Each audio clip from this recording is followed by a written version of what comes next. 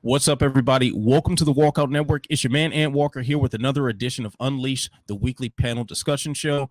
As always, I'm going to introduce these two gentlemen who need no introduction on the Walkout Network.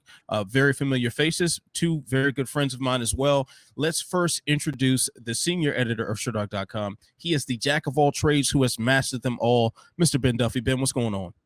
Hey, I'm doing really well. Interesting cards this weekend that left us with a lot to talk about, so I just can't wait to dive in.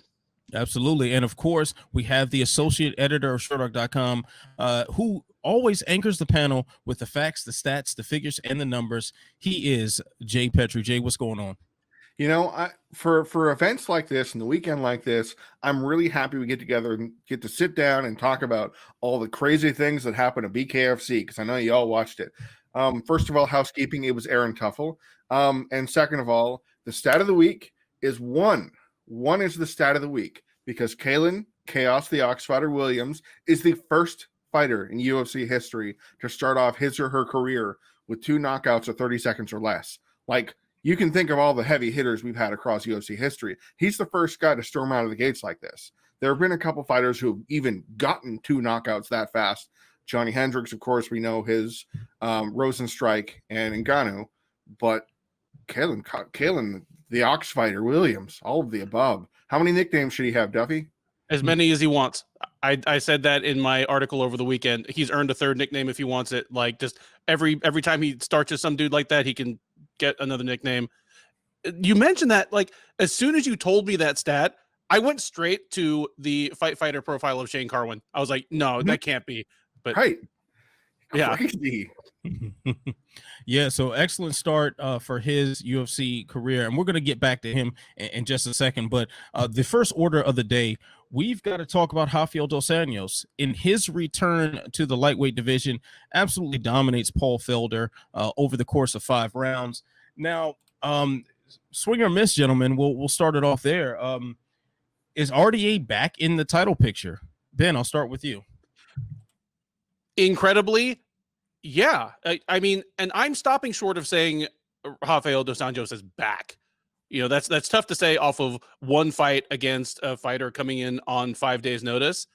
But by the optics, the thing is, Felder looked good. There was every reason to believe he was going to be a mess. This is a guy who also has fought at welterweight over the last couple of years, same as dos Anjos has. Took the fight on 5 days' notice. Was known to have a walking weight at times of over 190 pounds. It just happened he'd been training for a triathlon, so he was somewhat slimmed down. But the upshot of it all is he looked great in the octagon. He was fast. He was sharp. He didn't look rusty. While he did get tired at the end of the fight, so do most people who fight Rafael dos Anjos, especially if they're losing. It's not as though he was just dead gassed after 2 rounds. So as good as Felder looked, it made dos Anjos look that much better. It gave some credence to the idea that he might be back. Right after Khabib retired, I think we talked on this show about, okay, these are the guys that should be in the picture. There should be Poirier, there should be Gaethje, there should be Ferguson, and that 4th spot, if Conor McGregor wants to be in the club, obviously he's always going to have a foot in, otherwise get Michael Chandler in there.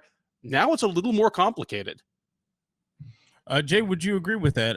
You swinging on that? Is RDA officially back in the title picture in your eyes? Well, I've said this before on the show, and I'll take it to my grave, that former champions always have a shorter path to getting back, especially getting back to their title, let alone any title shot. We can't forget, this is a guy who lost his title to Eddie Alvarez. Eddie knocked him out in the 1st round, and then he went 5 hard, grueling rounds against Tony Ferguson, and then left the division. This isn't a guy who streaked and lost a whole bunch down there at 155 and went, okay, maybe it's time to go. No, he lost to a champion, and then he lost to Tony Ferguson, who a lot of people did in that run there. So I would say this is probably dos Anjos' best performance, at least at 155. We can talk about his Lawler fight or something. Probably since the Pettis fight. Like he busted up Cerrone and whatnot, but since he mauled Anthony Pettis to take the title. I mean, RDA is 36, and we know that lighter divisions don't historically last as long. It's hard to be a 40-year-old lightweight. You can think of who's the only one left of any merit right now? Is Francisco Trinaldo's the only one I can think of that's that old. He's still got a run in him. and this catapults him right up there. But my question to you guys, and I believe that Dos Anjos would have done this regardless of the version that Paul Felder showed up with. If he was a full camp Felder, if he was a triathlon Felder, if he was a training wrestling Felder, I think this fight would have played out the same way. Do you guys think this would have been any different depending on this version of Felder? Not necessarily. I think we'd see overall the same sort of thing. Mm-hmm. I think maybe RDA wouldn't dominate as much as he did in certain spots, but Mm-hmm. I'd see him getting his hand raised in a hard fought decision. The style matchup doesn't favor Paul Felder much at all. So, and much like, I mean, I'm trying to remember who said this on Twitter or who said this on a podcast that I listened to recently, but that they anticipated that RDA would kind of do what he did to Anthony Pettis, Paul Felder's teammate there. In fact, Jake, did you say that last week? Maybe. I'll just say you did because it sounds cool. And I think that sort of game plan will work on a fighter like Paul Felder. Pressure him, out wrestle him, and and just get him thinking about the grappling so much he can't really let his hands go. That sounds like something that RDA can do regardless of what version of either of them shows up. Ben Duffy, what do you think? Do you think that Felder would have performed better had he been full camp Felder? I don't see how he could have. I mean, maybe he would have finished a man, but the thing about it for me was, again, the optics. He didn't just beat Felder. He beat Felder in the way that prime Rafael dos Anjos beats people. Mm-hmm. Relentless pressure, of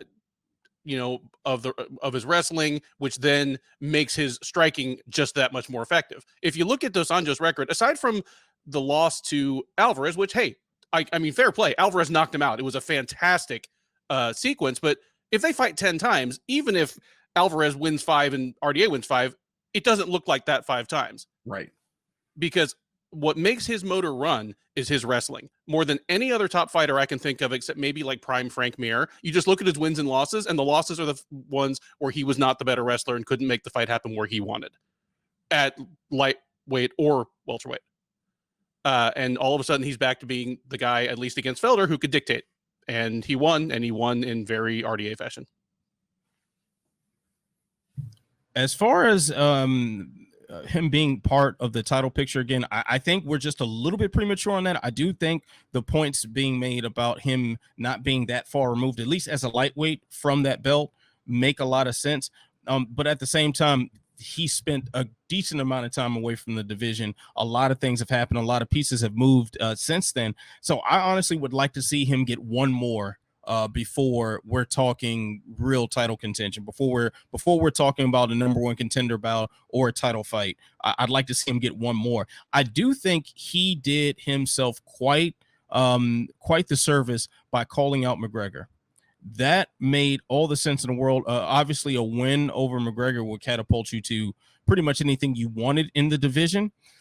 But it's something that we can get behind because the styles seem interesting. It's a fight that was already booked. They already started promo on this. So, I mean, why not complete what was done? And then on top of that, I mean, McGregor himself responded. Granted, he does this a lot for lightweight main events and welterweight main events, but he did kind of take the bait somewhat, and he is at least opened himself up to the possibility. So I think that's the fight to make at this point. It keeps both of them from getting a title fight right away, which I don't think either one of them necessarily deserves, but it keeps them close enough to where a win puts you right back in that spot. Yeah, I mean, I think that Dos Anjos also needs that one signature win to push him above, because the top 5 pack is just stacked. You just have to enter that bubble with such ferocity to get there. I mean, I don't see Conor taking that fight. I see him taking Poirier. I mean, I honestly and truly, I don't think that Conor has more than 3 fights left in him if we get one. And I'm actually still very on the fence about that Poirier fight. That is what? It's now, I believe, either 2 months exactly or 2 months and a week removed from Conor McGregor fighting Dustin Poirier. The UFC likes time to hype up and plan, so they're not getting this going. They're not getting it going anytime soon. I want to see him, and this might be a disservice to who I'm going to say the name. I want to see him fight Charles Oliveira. I want to see if he can do his wrestling style and try and grapple with Oliveira and avoid the submission game. Or I want to see if he decides to say, I want to keep the standing. Can Oliveira bang? Because we've seen him, he's on a 7-fight, 7-finish streak with a finish over Kevin Lee, but I don't know. I think that one signature win could be doing something for him. I actually love that. And one of the reasons is you'd have kind of a unstoppable force meets a movable object type thing, in that the Bronx has really developed a much more dangerous striking game in his last 6 or 8 fights, based on the fact that he just now realizes that he can sit down on his punches. He can kick when he wants, because he doesn't give a damn if people take him down, because, okay, get choked. And on the other hand, Dos Anjos, striking works best when his opponent is afraid of the takedown or is tired from getting taken down. So something would have to give there. Yeah. I'm like, now you've put something in my brain that I need to happen. So thank you. Yeah, that's a really dope idea. And unfortunately, I'm going to bring in another element to this that we don't want to acknowledge as a possibility, but kind of is and might affect the lightweight title picture. The boxing result in the main event, Terence Crawford knocking out Kell Brook. All the talk about Terence Crawford potentially fighting Pacquiao next, and that's a fight that they've tried to make several times. I mean, we have heard plenty of rumors about McGregor trying to box Manny Pacquiao. With a result like that, the way Crawford annihilated Brook, at this point, does Pacquiao take the McGregor fight because it's just easier and it's going to be a whole lot more money than if you were to fight Terence Crawford, who isn't necessarily a huge pay-per-view draw. He isn't like a massive casual fan star, and it's a much harder fight. It's an actual dangerous boxing match. So I do think that kind of weighs into what's going to happen next. And I hate to say it because I sound filthy saying it. I want to wash my mouth out with soap by even suggesting it as a possibility. But unfortunately, this is the world that we live in, and we'd be doing ourselves a disservice by not acknowledging reality. So I think there's so many moving pieces here in the lightweight division in the UFC and beyond that can have a factor on what's going on. But let's move along a little bit. We're going to stay on the topic of RDA and Paul Felder in the main event here, but a lot of impressive things to talk about in that fight. So my question to you fellas is, what's the most impressive thing on here? Was it RDA's performance? Was it the fact that that Felder was there and competitive for stretches of this fight, that he made the weight in the first place on 5 days notice? Or what was the most impressive? Cut a promo on some people. Oh my goodness. I mean, it wouldn't have had the impact that it did if he hadn't done all the other things, stepped up on short notice at the, weight that RDA wanted. Because, RDA was fighting the lightweight for the first time in 4 years. How would he have reacted if Felder had been like, I can do it, but only at 165? I mean, I'm sure he would have been pulling his hair out. Like, damn it, I did all this work for nothing. Mm-hmm. So he obliges all the work that RDA has done, puts in a valiant performance. I thought he lost all 5 rounds, but for a 50-45 fight, it was not a blowout. And then cuts a promo and just shames the approximately 715 fighters who missed weight for this card or have missed weight on his watch as a commentator, during the era of COVID, and just was like, if I can do this, you need to step the hell up and do it. I loved it. It was kind of a total package thing, but yeah, the interview was amazing. And it was amazing because he had walked the walk so impressively. Yeah. I was leading up thinking, the interview really stole, really put him on the map. It really, was almost like a Sports Center top moment. We couldn't have 2 of those because we had the Kalinn Williams knockout. I think I have to give it to Felder for stepping up and cutting the weight. Because not only did he take the fight, he took a tough stylistic matchup that he may have come into thinking, I may not get out of this okay, but didn't care. And that's a very different mentality. It's an important mentality. It's a necessary mentality for a fighter that comes and takes a fight expecting or believing. Obviously, he's confident that he can win. Fighter wouldn't take the fight if he didn't think so. But with a fair possibility that this difficult style matchup could pin him to the fence, could put him on his back for a lot of the fight. When I think it was the day before on UFC Tonight when he was talking to Brandon Fitzgerald, I think he was saying that I'd be silly if I didn't expect to be put on my back a little bit, but I just need to get back up. So I think the fact that he just took this and went, okay, win or lose, it doesn't matter. I'm going to do this. I'm going to show that I can do it. I'm going to show my family and my friends that we can do it. We can stick together. I mean, the dude was 178 on Monday, and he cut down to 155 and 3/4, I think. That's tremendous. I can't even imagine that for most other fighters, that they can't do that. I mean, outside of maybe a heavyweight that has a little more room to roam, but that was a really impressive thing he did to just make it to the fight week, because so many fighters didn't. I mean, we lost 2 fights on fight day because fighters cut so much weight they got sick. Paul Felder cut so much weight that he probably should have gotten sick and didn't, and fought a 5-round fight and, put a good accounting for himself out there. Yeah, I mean, you can't have enough good words to describe Paul Felder just in general. And and I think also the limited interactions that I've had with him, like, really nice guy, easy guy to talk to. And so to have that sort of total package, to go from, which I think partly makes the promo that they cut so jarring. Every time I've seen him, it's always, friendly demeanor. It's a smile. It's, calm words, and just kind of even keeled. And to hear him raising his voice, to hear him get fired up, and to almost see like foam form at the corner of his mouth because he's just frothing with anger. To need to get bleeped out. Yeah, he had to get bleeped out. And I'm like, whoa, I was so disgusted with myself for eating the loaded fries that I was eating while watching, and I'm like, oh my god, I'm gonna put a trash bag on and I'm just gonna sit in the shower for like an hour at least, because I am a shit human being. like Paul Felder was, he has a certain level of inspiration to him when he's angry, and man, I'm here for it. I'm here for it all the way. To take such a difficult style matchup under the circumstances that he did. And also keep in mind too, like, that 178 pounds, it said he weighed that after running a few miles, preparing for his triathlon. And then on top of that, had not stepped foot inside of an MMA gym for 4 months, and said he just did pads for 5 days leading up to this, in between the brutal weight cut. So I don't, as impressive as what RDA did is, and I don't want to take anything away from him at all whatsoever, because RDA has proven himself time and time again to be one of the greatest fighters alive, and that's without question. Paul Felder, in a loss, won like a motherfucker.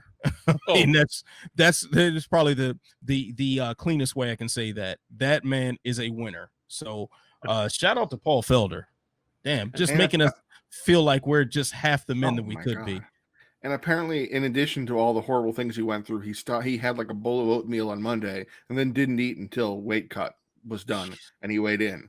So in addition to everything he was going through, the man didn't eat any food until Friday. Like, what if, God forbid, something had happened? His last meal would have been oatmeal. Oh man. At least maybe there was put brown sugar strawberries on it or something. Yeah, like, okay. Man.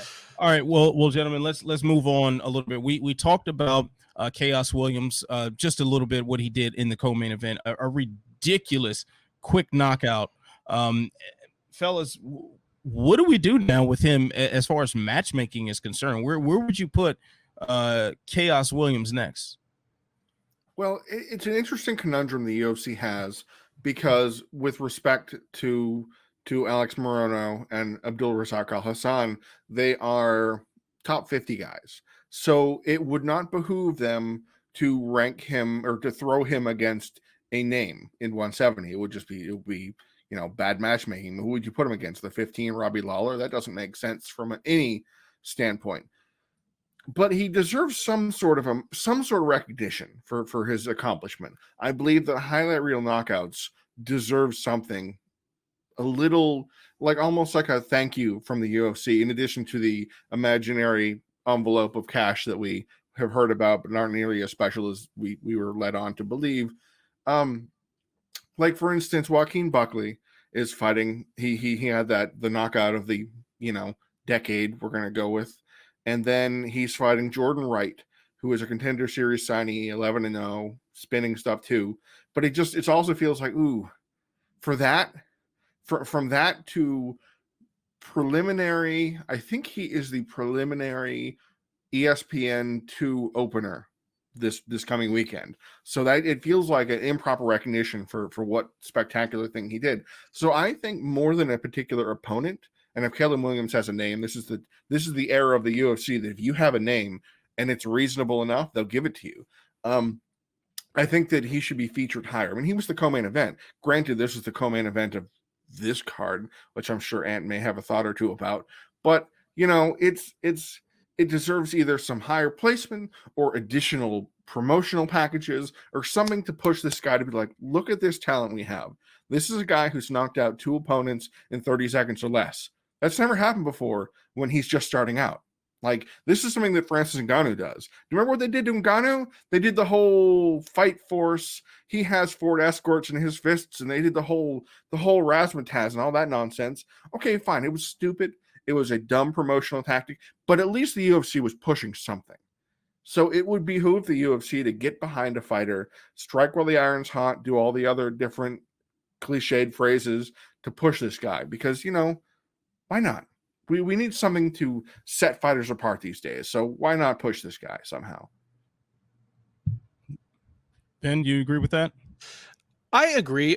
When something drops into the UFC's lap like this, what they need to decide, or what any promotion needs to decide, is this fighter, are we treating them as a contender or an attraction? Yeah. Luckily for the UFC, this is something that really just fell into their lap out of nowhere. He was not expected to win. He came in, on short notice to take on Alex Morono, he's not a top 15 guy, but that's because to be a top 15 welterweight in the UFC, you have to win 7 fights in a row. He's certainly a dangerous and tough fighter, but nothing was expected from Williams. And so he is just a gold mine that dropped into the UFC's lap. It's not like Bellator with MVP, where they clearly decided early on, this guy's an attraction. Mm-hmm. We're not going to throw him in against contenders until there's absolutely no excuse not to anymore. And we're in danger of losing his attraction status because it becomes so obvious how soft we've matched him. The UFC has time to figure this out. Just keep putting him in against another dude.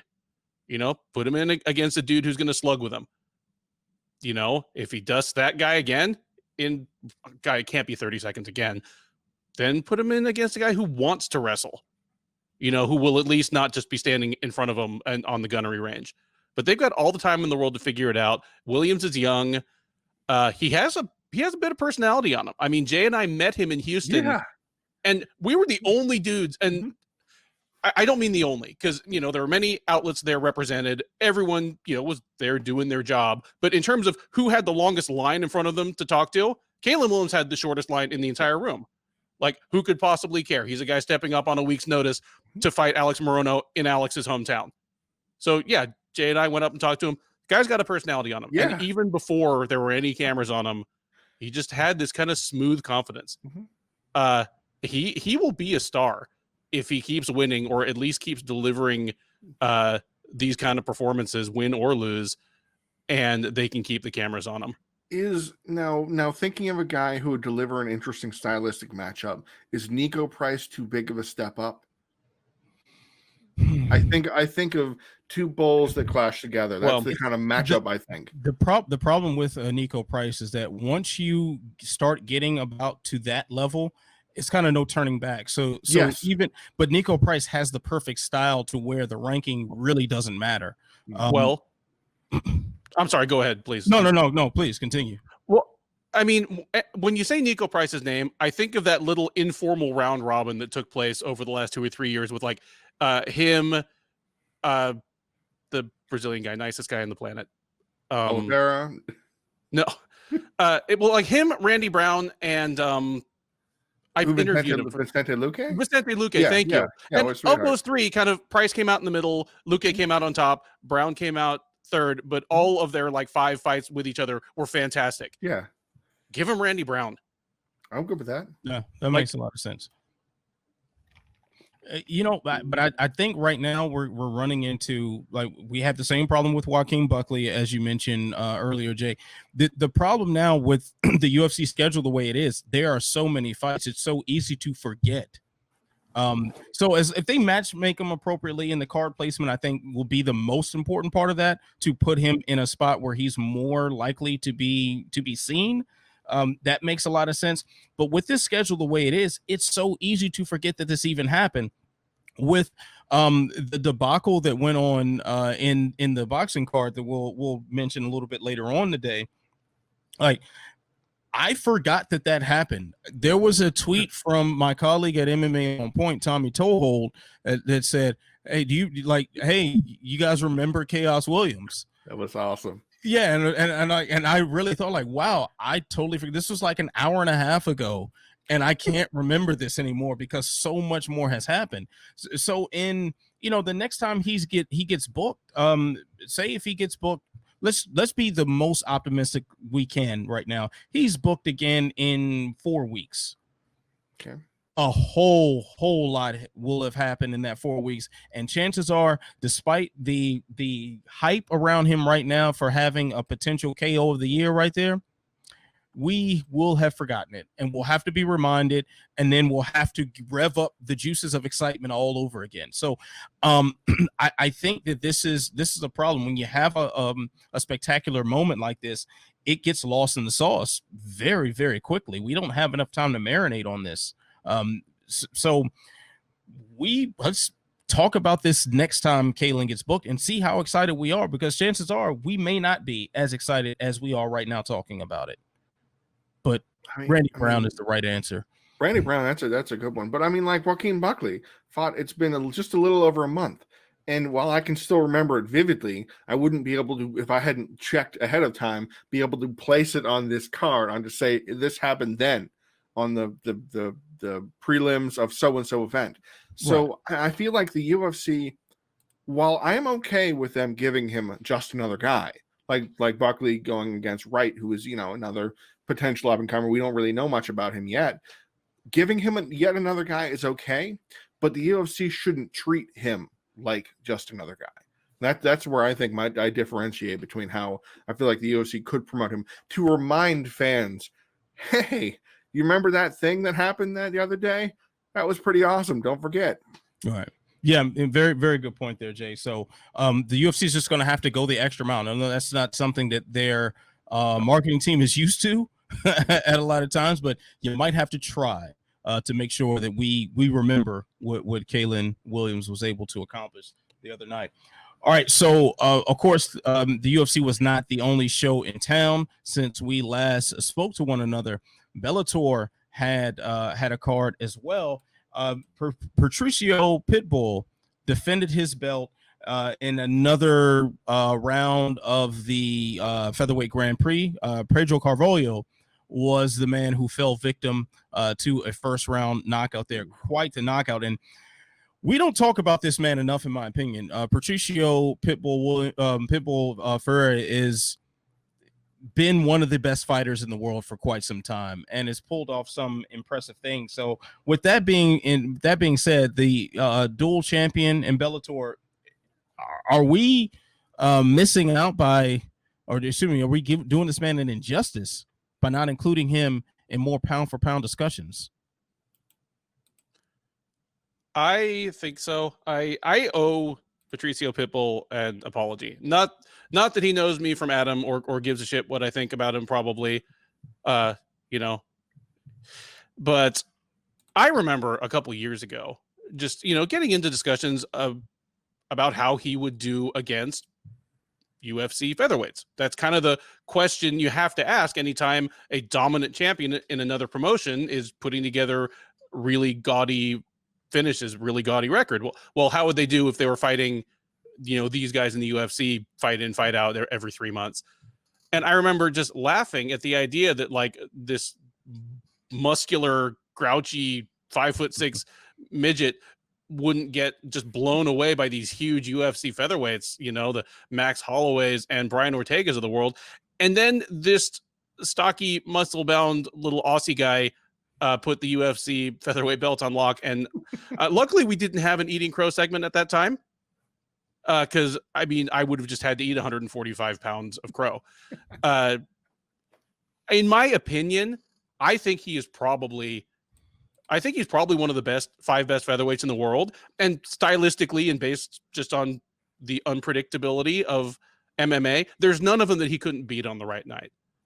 I think if he had been in the UFC this whole time, it's not like he'd be a washout. He'd probably have had multiple title shots. Maybe he would have won a title at some point, and we'd be talking about him about like we are now as one of the very best featherweights of his era. The problem is he hasn't always faced, the stiffest competition. That's going to change. The Bellator Featherweight Grand Prix, remember that thing? Power's on. He's going to be taking on Emmanuel Sanchez in his next fight. Emmanuel Sanchez is one of the best featherweights in the world. Their fight last time was not a blowout. It was a good back and forth fight. Both of them have won 3 fights since then, and Sanchez has looked great. So that's going to be fantastic. And if he gets through that, he is going to need to take on the winner of AJ McKee versus Darrion Caldwell. I favor McKee in that, but if he beats Sanchez and McKee or Caldwell in convincing fashion, I'll absolutely be ringing the bell for him to be on our top 10 pound for pound fighters list.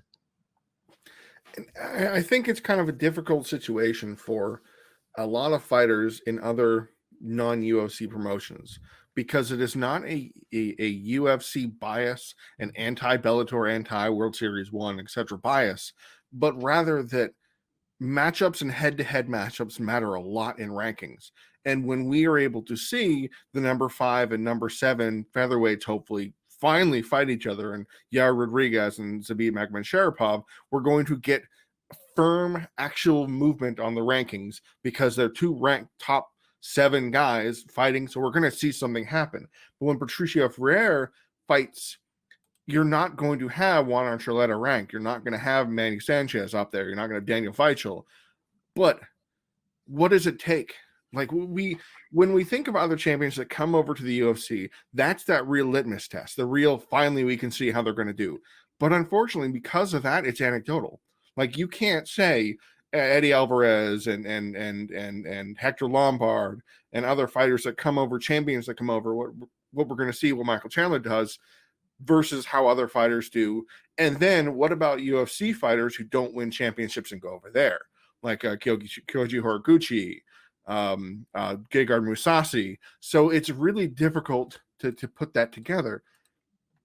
But the guy's last loss of any degree other than snapping his leg in half when he was beating the brakes off of Benson Henderson, which was at lightweight, was in 2015 in a hard-fought loss to Daniel Strauss.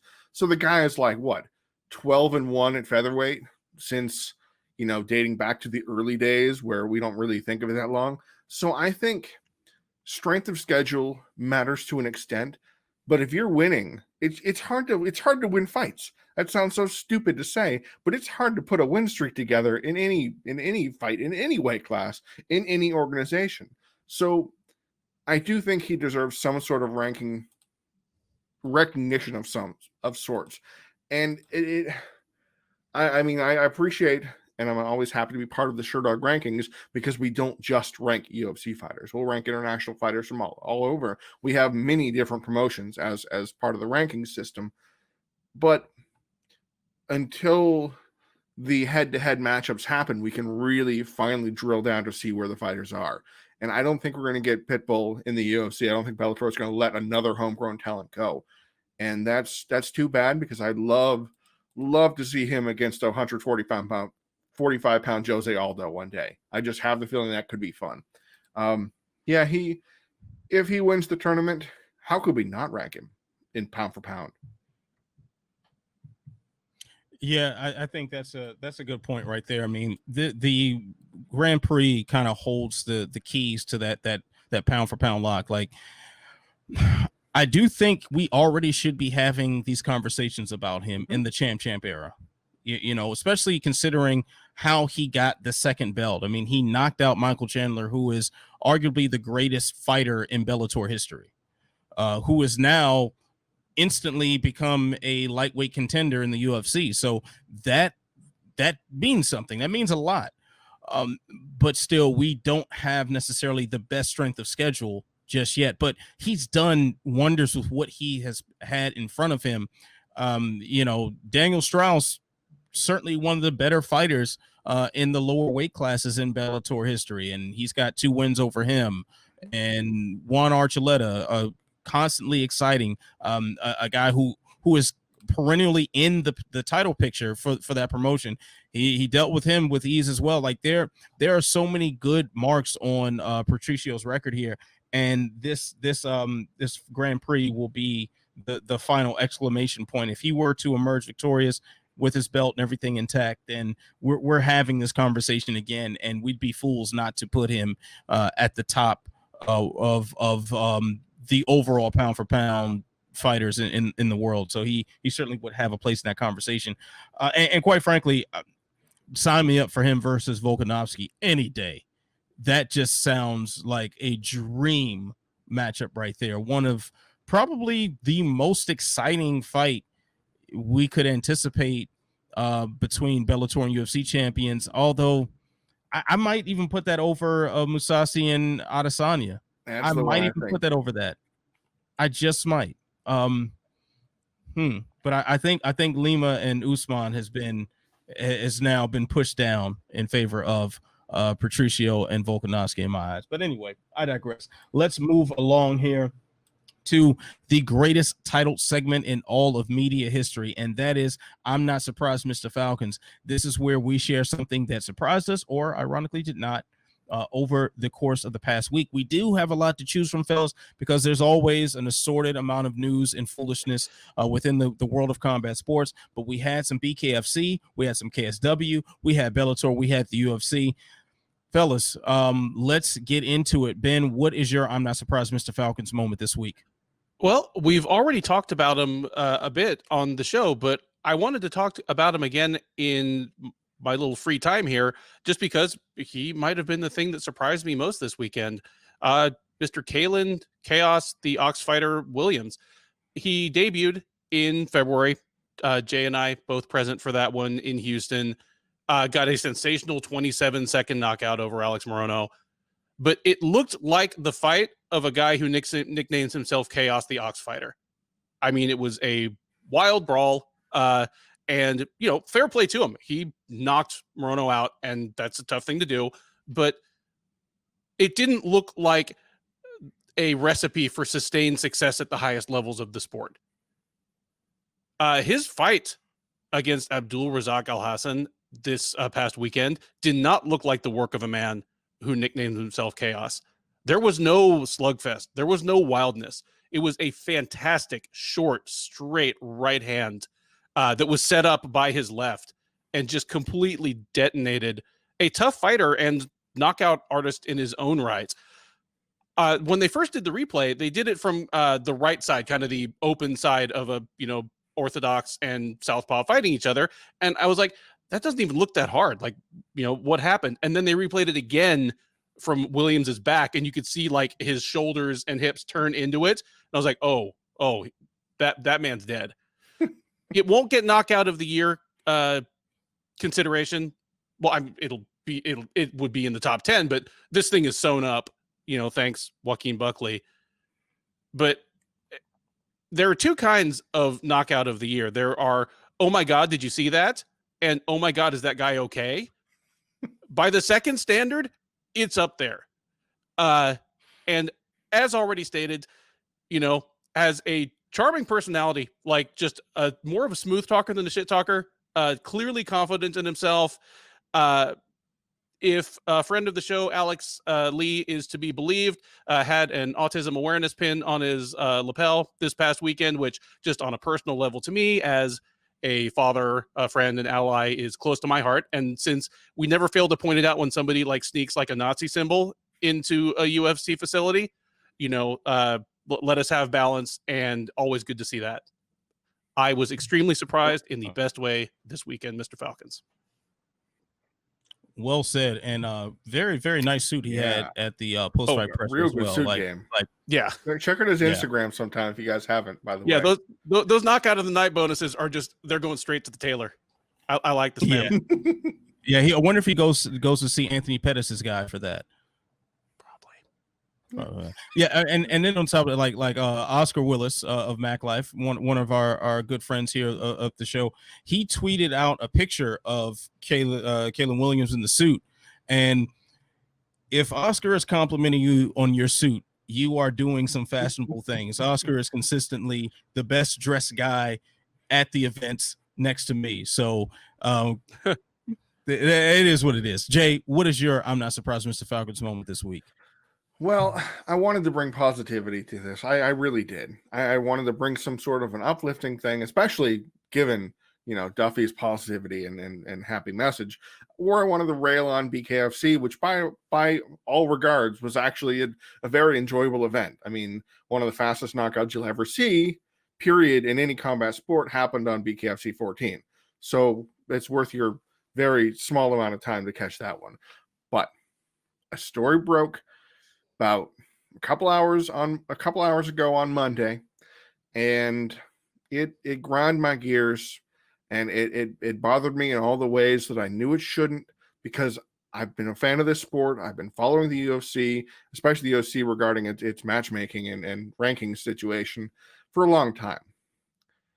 But one of the UFC rankings panelists, the rankings panel is made up of a bunch of media members for independent outlets. One of our friends, Rodney James Edgar, is part of it. So I'm going to have to give a shame on him if he was part of this debacle. The number 15 ranked welterweight in the world is Khamzat Chimaev. Now, remember, Chimaev is 3-0 in the UFC with 2 wins at middleweight over John Phillips and Gerald Meerschaert. His one win at 170 pounds is over Reese McKee, who just got busted up this weekend by Alex Morono. So he's a 1-0 welterweight being ranked at welterweight on the 15 guys, stepping over, I believe he stepped over Nate Diaz, who, by the way, got ranked by beating the brakes off Anthony Pettis. So you can get ranked by beating Reese McKee, which, of course, this blows your mind because obviously this is the promotional push, which makes you think, how would a legitimate, sane rankings person think this is the guy who I want to be a top 15 welterweight of all the fighters that are possible? I think there's about 115, 100. The number fluctuates a lot because of signees and cuts and whatnot and contender series. There are 4 other welterweights in the division who are also 1-0 by my count. But maybe I could be mistaken depending on ranking situation. Tristan Connolly beat Michel Pereira. Munir Lazzez beat Abdul Razak Al Hassan, who lost this weekend. Matt Semmelsberger beat Carlton Minus. And Shavkat Rakhmonov, who is, I think, 12-0 or 13-0, destroyed Cowboy Oliveira and hit him with a quick guillotine choke in the first round. Then we have a couple other guys like Miguel Beza, who knocked out Matt Brown. So I think he's 2-0 at welterweight. Why not him? Why not that other guy we've been talking about, Khaos Williams, 2-0 at welterweight? He has one more win in a faster, dramatic, more emphatic fashion over a better name. I'm not arguing, by the way, for any of these names to be ranked, but rather it defies description how this guy is ranked in the top 15 fighters in the world according to the UFC. It's vile. Like, well, how could he be the guy that did what he needed to do to become ranked when you have all the other fighters in the world that are trying desperately? Because rankings matter, unfortunately. They matter to us. They matter to the commissions. We know of historical examples when ranked fighters were not able to get fights, Like or unranked fighters against them. Say like Paul Felder. Paul Felder. So rankings matter. They get paid more. There's a whole bunch of situations and stipulations. Some fighter contracts have pay bumps if they're getting ranked. If they're a ranked fighter, there's. How is he ranked? It doesn't make any logical sense, because when you rank a fighter in a weight class, you should, and this is how it has been historically for even the UFC, should only be ranked based on your accomplishments at that division. It shouldn't matter if he knocked out Gerald Meerschaert, because that fight was at 185 pounds. The Sherdog rankings have been running since the early 2000s, and it has never been a factor in a welterweight fighter, for example, to do something at lightweight, at middleweight, at another division, because it happened in another division. Even catchweight fights don't usually matter. If a fighter misses weight and they win or lose, it doesn't matter as much. So this guy is 1-0 at welterweight, 1-0 over Reese McKee, who is currently 0-2 in the UFC, and a Cage Warriors lightweight, briefly turned welterweight. That's his one win. And he is a ranked fighter over names that I don't even want to read that are not ranked, that this guy has stepped over. And I shouldn't be surprised that I'm surprised. Like, how can this happen if we're supposed to believe these are independent rankings? Because the only thing this can tell you is this is a promotional push to make it so Leon Edwards fights him in the main event against a top 15 guy. Because otherwise, there's no reason why he should now be ranked. Because, by the way, he's being ranked now. He didn't win this past weekend. He didn't win the weekend before. He knocked out Gerald Meerschaert. I don't even know when, because COVID cards. I don't even know when he fought. I know he fought a couple weeks ago, probably. But this is an arbitrary move. It's nonsense. And I feel like we, as media members almost, and fans alike, are almost owed an explanation for this. So that's my I'm not surprised, Mr. Falcon segment, because seriously, UFC, get your stuff together. And I mean, it would be worth reaching out to somebody that we know, like, Rodney, like Andreas Hale, because we were shown what the rankings panel get. Yep. And they had a range outside of which they couldn't rank a fighter. I mean, if they got handed a dossier saying, hey, Chimaev is now ranked, placing between 12 and 15, maybe this is a case of them doing the best they could. Yes, that is one of the distinctions, is that not all names, like I could give you some names of fighters that could be ranked, but like Shavkat Rakhmonov, who beat Alex Oliveira, I would bet is not in consideration, despite having a better name, a better win over a better name quicker, I believe. So that is a situation. And the fact, and this is public knowledge, so I'm not slandering anybody, is that these are written by mixedmartialarts.com. The UG writes up, they are contracted out. I'm not sure the exact arrangement. There's a go-between to write up these rankings advisory situations to say, okay, these are who we believe that, this is a reasonable bump either way. And the media members can vote accordingly. They're not bound to this according to the documents that we've seen, at least. But what would prompt a movement on November 16th or 17th? This is, I believe, the rankings, the official panel, the official results are going to come out on the 17th, so Tuesday, to reflect this new change. What prompted this? There's no inactivity to knock a fighter off to move something like that. And even if there was, the UFC has no precedent to remove fighters based off inactivity. There are fighters on there that have fought a long time ago that haven't competed since and are still ranked. And then the UFC bumped Leon Edwards because he was inactive, even though they were ranked members that were on the panel that had fought longer ago. So the rankings are a sham, and that shouldn't surprise anybody, but they matter too much. They matter to fighters' careers. They make or break them. They get them, or they give them more money or take money away from them. So it has to matter. It doesn't just matter from a wah, he's top 15, I don't like it. But no, these are livelihoods that could be affected positively and negatively. And to slot Khamzat Chimaev as a top 15 welterweight over all the rest of the possible candidates because he has a win at the division, he's kind of popular. gross, man. Yeah, I mean, any sort of fuckery with the UFC rankings, no shock whatsoever. I just wish that Eric Howell, the guy in charge at My MMA News, was still part of the rankings. He resigned from his post, I believe, a couple months ago, something like that. Man, he would be all fired up about this and screenshotting the ballot and everything. So, yeah, it looks like Georgia isn't the only place where they need to do some.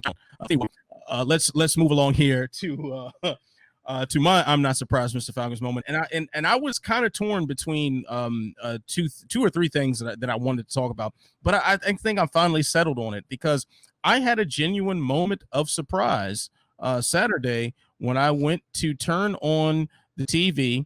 I went to DAZN to watch KSW, and it was not there. No, it's not. So after DAZN they just lost Canelo Alvarez as their big like flagship star. We still got some Matchroom boxing on there, so Anthony Joshua fights should be on there still. But I mean, KSW was a huge selling point for DAZN for me, and that promotion, which consistently puts on entertaining fights, great spectacle, and doesn't sacrifice the quality of the fights themselves. Definitely a damn shame to turn on that television, go to DAZN, a service that I pay for, and to not see the content that I want. So is the way of television deals. I'm not surprised. The only MMA left on DAZN is Bellator, which is, I believe, getting phased out. Yes. So pretty much only boxing will be the thing that I'd pay attention to on DAZN. Darts. Yeah, and darts. Damn, I love some darts. All right, gentlemen. So let's go ahead and talk about one of the many downsides, I should say, or flaws, or just goof ups by Nevada's Athletic Commission on Saturday. Beyond the fact they had some wild scorecards in the UFC event at the Apex Center, they had some just silly scorecards, and then there was the mouthpiece falling under the cage, and it was wild. But the biggest goof up by Nevada had to have been in the aforementioned boxing card. In the co-main event, I know boxing typically doesn't bill fights as a co-main event, but we are conditioned to say the fight next to the main event is the co-main. Andrew Moloney, Joshua Franco, a disputed headbutt. I mean, this headbutt didn't take place. They had the replay on the broadcast on for about a half hour. The officials were checking this out, and somehow or another, with a half hour to review of all these different angles, they still said this headbutt took place. Fellas, what do you make of what, in my opinion, was the colossal shit show of Saturday? To paraphrase the great Jacob Christopher O, there was never no headbutt. Like, there was not any time that you could see that. I only know that because we watched the entire fight once when the fight actually happened, at least two more times all the way through, and then about 864 different kinds of reviews and replays from every possible angle. And there's a lot of takeaways from this debacle, which there's no nicer way to say it. This was just bad on every regard, that it took a half hour for them to realize something. And then finally at the end of it go, the call on the field stands because they couldn't find, because the referee has the discretion the referee that made the call has the discretion to then overturn their own call. So referee saw it, didn't see it, and then suddenly there are two headbutts. Why two? Why not four? I saw four headbutts at that point. I mean, if you're going to say there were two fictional headbutts, give us six. We don't need to just get one. But the issue is, replay shouldn't take this long, period. I understand that it's new to boxing and new to mixed martial arts. I think it's only been about 2 or 3 events. The UFC at the Apex in Las Vegas has had the little, there's a replay official with a little yellow light. And if you see that, they have the authority to replay because of the big situation that happened the event beforehand. The issue I have above all is it the referee that is in charge, that has to make the call, has to be the kind of person that is okay being wrong. And there's too much ego, there's too much hubris, there's too much, any other word that you can use to describe it, that makes you think, well, this is my call, so I'm sticking to it. Now, this is something that we have historically seen in mixed martial arts as well, that commissions are not willing to overturn the referee's original call because they just want to keep it, the call on the field stands. And I feel like I've actually personally considered referee, judge, timekeeper course to be officially trained, because I feel like I'm the kind of person that I could admit when I made a mistake and I did something wrong. I made a wrong call. I put out a bad stat. Whatever. I messed up. And I feel like referees need to be able to admit they made a mistake, or we're going to get this every time. And why did it have to be a half hour long? Why didn't they just trot out Crawford and Brook and then circle back to it? Why? I don't know. Every time I seem to sit down, this is purely anecdotal and is not indicative of boxing as a whole, but every time I seem to sit down, there's some shenanigans that happen. I mean, I hate the word shenanigans. I want to pistol whip the next son of a gun that says the word shenanigans here. But it's why? There has to be some nonsense scorecard, or Lomachenko only won one round, or, just Paul Felder 48-47, or, hey, that mouthpiece fell under the cage that's been there since the building was rebuilt this season, and no one gets under there to sweep or clean it, but let's take the mouthpiece and kind of splash water on it and go, here you go. I mean, this is in the age of COVID, so what is going on? What's the deal with these commissions here? I don't know. Really, guys? Really? I mean, the commissions can. I mean, part of me felt refreshed almost to see that foolishness happen, because as I tweeted that night, like, it was good to see that MMA just didn't get all the bad officiating. They're spreading it around. I mean, the problem is the officiating period. The commissions are ridiculously outdated in the way they handle things, and have no level of fluidity to them. So this was just showing that problem in the most excruciatingly boring way possible. Like, how goofy do you have to be to watch the same damn clip over and over and over and over again, and you still can't tell me what happened in it for real? That's knucklehead shit at its finest. Ben, anything you'd like to add to us destroying the Nevada Athletic Commission for this goofball, moronic foolishness? It's completely indefensible. And the only thing I'll say is, I normally err on the side of defending officials who err.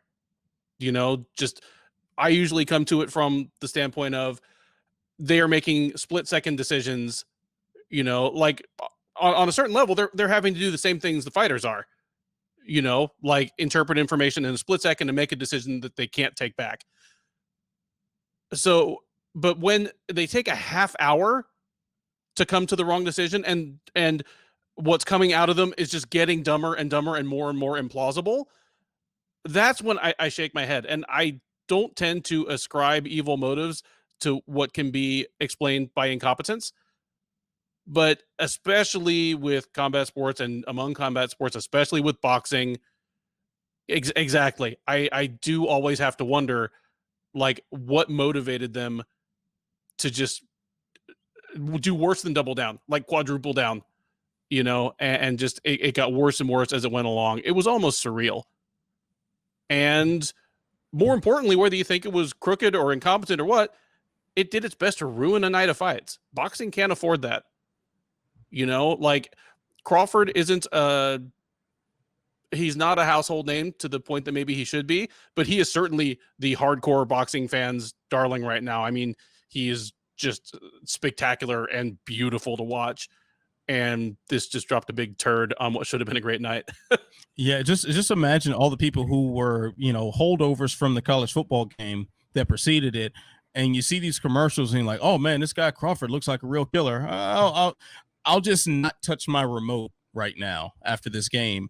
And then you get in the amount of time that you could have watched like a classic episode of The Fresh Prince, instead Instead you have seen you've seen these guys put their heads under an apron and watch the same clip that you've seen over and over and over again and still get it wrong. But at least we set up the new pay-per-view main event between Bob Arum and Bob Bennett. So I'm on board with that. Give me the man of Moloney-Franco. It's like instead of a classic episode of The Fresh Prince, you just watched a GIF of Alfonso Ribeiro doing his Carlton dance for 30 minutes. You just watched that's what you did to yourself, basically. Pretty much. Well, fellas, it's time to move things along here because we have a few things to talk about before we wrap it up. We're already a little bit over time, but we'll go ahead and get it in while we can before we lose everyone's attention here. So the speed bag. This is when I flex my authority on you mofos. I will give you each 10 seconds to answer 3 questions. Afterward, I will take the reins and do the damn thing. So, Ben, I'm going to start with you. Carlos Condit versus Matt Brown is booked for January 2021. Do you believe this fight will deliver? Yes, it's the rare case of a fight that's past its expiration date, but even if it's not divisionally relevant, should be fun. All right, and Jay. They could book this fight 10 years from now and it'd still be a barn burner. I am all for it. No matter when they do it, let's just bleed. All right. Now, Jay, I'll start with you on the next question. Season 4 of the Contender Series ends this week. Do you feel the season has been a success? No, I believe there's too many unready talents, and at the same time, the UFC is cutting people that should be around, like Jussier Formiga. And Ben.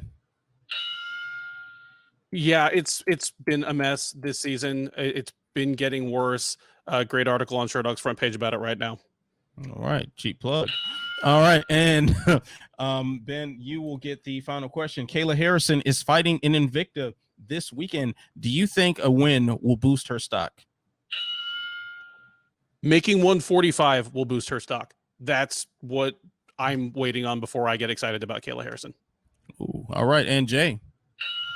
That's the only thing that really can improve her, I think, right now. I like Courtney King. I think she's a respectable fighter. Maybe could be a talent, but she's got Kayla Harrison. 145 or bust. All right, fellas. Good work there. So now let's change the clock over to 30 seconds. I will answer all 3 questions in succession. The clock will begin after reading the first question. So what's my phone doing? There's some stupid stuff. All right, here I just lost the clock. Yeah, there we go. All right, now we got to keep the screen on. Okay, so Carlos Condit versus Matt Brown is booked for January 2021. Can it still deliver? Of course it can, and we'll get very, very sad when one of them looks like they died when it's all over with.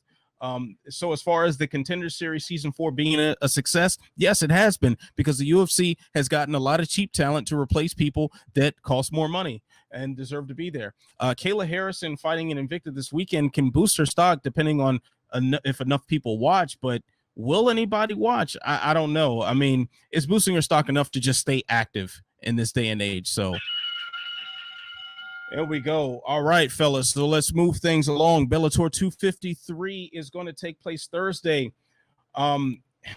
Man, oh man, I am pumped for the main event. AJ McKee versus Darrion Caldwell. Man, let's just cut the shit. Ben, who you got? I have sorry, I was waiting for the bell. I forgot that. I can actually talk for breathe. I have McKee, but I have the feeling the lines are going to be way out of line. Caldwell he's a dangerous style matchup for McKee, not in the sense that he's just going to come out and blitz him in 10 seconds, but that he's not going to get blitzed in 10 seconds and might actually get his wrestling going. I'm excited for the fight. It should be a great one. All right, Jay, who you got? Well, at the time the questions were written, there were no odds available, but on Monday night, AJ McKee is a -220 favorite. And I think that might do a disservice to Darrion Caldwell. Yeah, I actually believe that Caldwell, and I say this knowing that he did poorly trying to do this against Koji Horiguchi. I think that his wrestling can be a good threat. I think it can put AJ McKee in a difficult situation where he may try. I mean, this is the kind of guy who might try and slap on an anaconda choke early to threaten against a takedown and make Caldwell, kind of like the Caldwell will threaten the takedown to open up his striking and get AJ McKee to back off. But McKee may threaten with submissions to threaten the guy who's threatening with takedowns, if that makes any sense at all. But the counter styles will go back and forth. So I'm looking forward to that. Ultimately, after Caldwell's performances against Boric, especially Boric, more than the recent Corrales fight, his wrestling is a terrifying test to most opponents he steps in the cage with. I don't think McKee will be that much bigger, so I don't think it'll be a big size discrepancy where McKee will have the power advantage, just kind of shove him away from him. I want to see the fight last at least 3 rounds, which is dumb to say because we want it to hurry up, like me. But I think that we need to see, get a good accounting for the fight to see where McKee really is, because he's 16-0, but he only had about 3 or 4 fights where we really could get a gauge on him. Caldwell by decision. You know what? I'm kind of back and forth with this one. I'm leaning toward AJ McKee, simply because every time we have a test in front of him, he smokes that person. Karakarian was a step up. Curran was a step up, and they lasted no time at all whatsoever in front of McKee. I think we need to pay close attention to what McKee has been dealing with in the training room as well. His father, Antonio McKee, was one of the best just lay and pray wrestlers in the sport, and in his heyday. I have a hard time believing that his son can go through the grueling body shop workouts, training with his father a lot in particular. And they famously fought on the same card not that long ago, and him not deal with a suffocating wrestler and knowing what to do in that situation. And then on top of that, we do have to keep in mind that Caldwell, his better times have been at 135. So this featherweight tournament is a move up in weight for him. So I think that has to be a factor, especially when we're talking about AJ McKee not being fully grown into his body and looking at lightweight for his future. I do think size will become an issue there. There's certainly a power and striking skill discrepancy there as well. I think this is AJ's fight. However, I'll put one big caveat on this as well, in Caldwell's favor. From the moment the lineup of this Grand Prix was announced, Caldwell was my dark horse. Caldwell was the guy who could throw a monkey wrench in all these plans. So I think it may be the toughest test McKee has faced, but I think he ultimately passes that test. But either way, like this is as exciting as it gets. For my money, this is the most exciting matchup so far in the Grand Prix. So I'm pretty stoked for this one. Oh man, and it's going to set up a final that there's the obvious what you think the final will probably be, but none of the combinations are bad. Yeah. So I just hope these people don't look past each other, because I'm already looking past these semifinals, and it just makes me glad I'm not in their camps. Because oh my goodness, like Pitbull versus McKee. That just and Pitbull versus Caldwell. I think that could be fun too. Just as fun too. Yeah. Like that, you can't go wrong with this as well. So and imagine if Sanchez has a big upset over Pitbull, the momentum riding into a fight against McKee or Caldwell, like this, they can do no wrong at this point. That being said, just because I said that, the MMA gods will make something wrong happen. Yeah, how often do we find ourselves saying that about anything Bellator is doing? Like, I can't believe how good these matchups are. There's no outcome that's bad from this. I can't wait to see what is next. How often are we talking about a Bellator event and saying, I can't wait for what the next step is after this? Like, this is a triumph of matchmaking for Bellator. It's been since since the welterweight Grand Prix, not the heavyweight Grand Prix, since the welterweight Grand Prix, I think. Absolutely. All right, fellas. So before we go into the UFC card, we're going to try out a new segment. We wanted to do this last week, but we kind of ran out of time. But I think I have a feeling we're all going to have the same answer on this one. Cease and desist. This is where we just straight up crap on a match that's made on an upcoming card. And I think there's one glaringly obvious fight that does not belong on this card. But Ben, the floor is yours. What would you cease and desist on the upcoming UFC 255 card? Since I'm sure that neither of you were going to talk about this one, I have a bone to pick with the Mauricio Shogun Hua versus Paul Craig matchup. I mean, regardless of what he has said or not said, Shogun is in the final phase of his career. I mean, I've already ranted at length before about how many unbelievable career reinventions he's had to just make intelligent adaptations to what his body's done to him, or what he's done to his body over the last almost 20 years at this point. But he is definitely in the final chapter. You know, he helped put a, you know, pillow over the face of the career of his old rival, you know, Rogerio Nogueira, just, you know, a few months back. And in what this could be his last fight, it could be a second to last, third to last. It's close. He's in legacy mode. Even if he still is on the cusp of the top 15, this is legacy mode. He's not going to make another title run. So what are they doing? They're having him rematch a split draw with Paul Craig. Now, the split draw with Shogun is already the best win of Craig's career. Like, what interest does this offer? Ankalaev, buddy. Like, it's just it's not going to be fireworks, because Craig is kind of a slow-paced kickboxer on the feet who gets beat up and then maybe triangles you.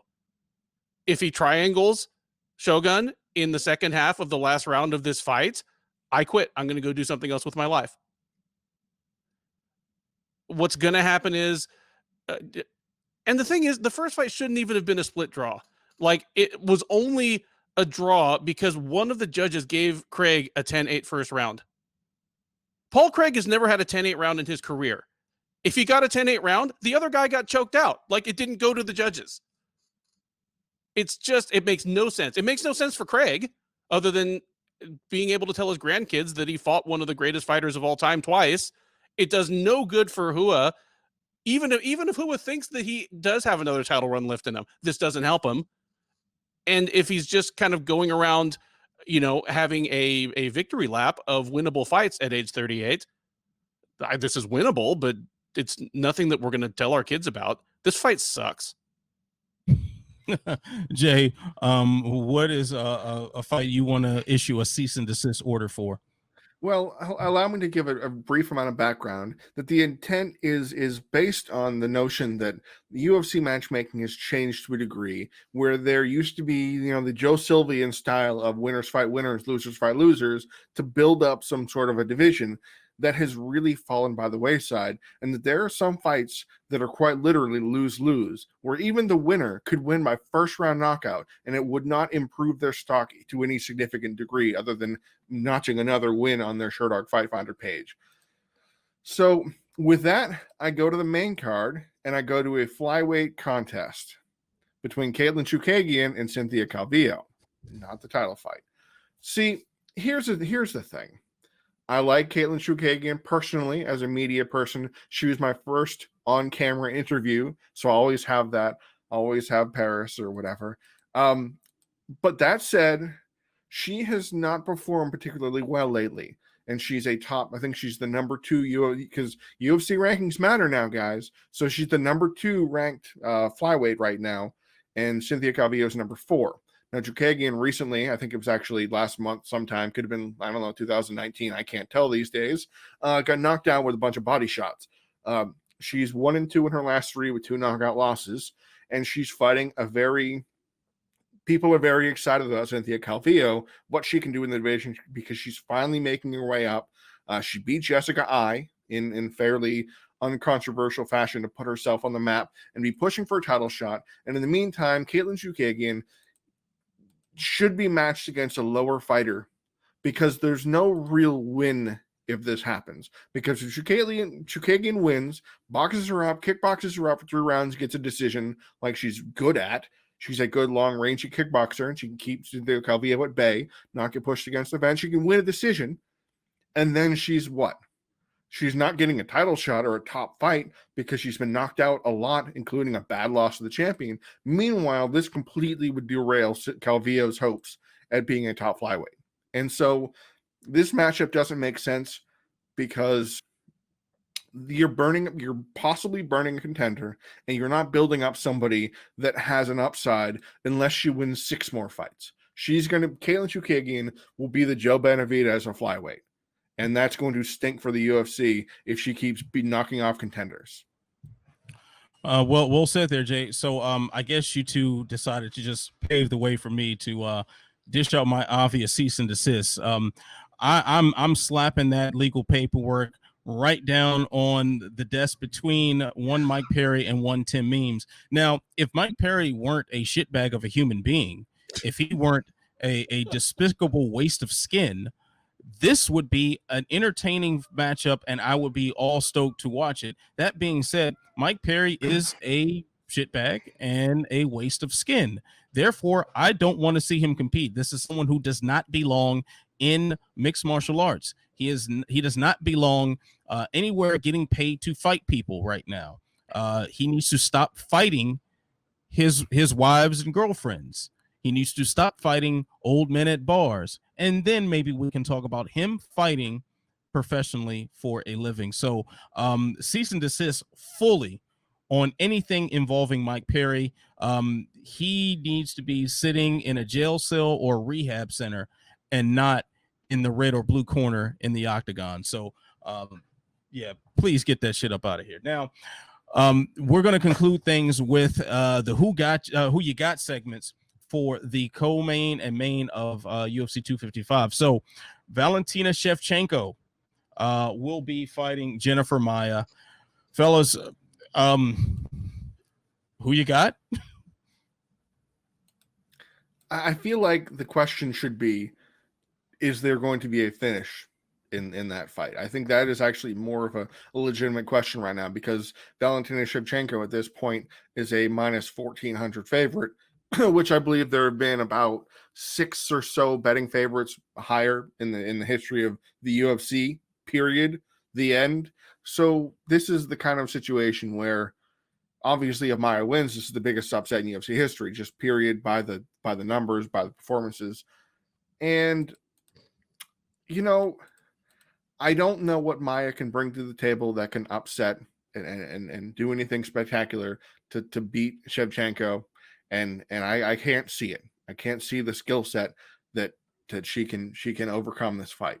But I don't think she'll get finished, because I don't believe Shevchenko will want to take this and stay on the ground for long, where she is so dangerous with her elbows, getting on top, wrecking shop like she did to Katlyn Chookagian. I think this goes all 5 rounds, and we're going to go, boy, now what do we do with Valentina Shevchenko? But yeah, 5-round decision for Val. All right, Ben, who you got? I do have Valentina Shevchenko, obviously.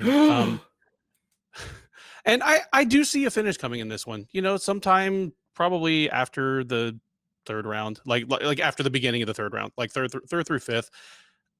MMA math is not infallible, but it can sometimes be instructive. And it's barely a year ago that Katlyn Chookagian just won a pretty straightforward kickboxing match against Jennifer Maia at range, and Maia was largely unable to get her on the floor.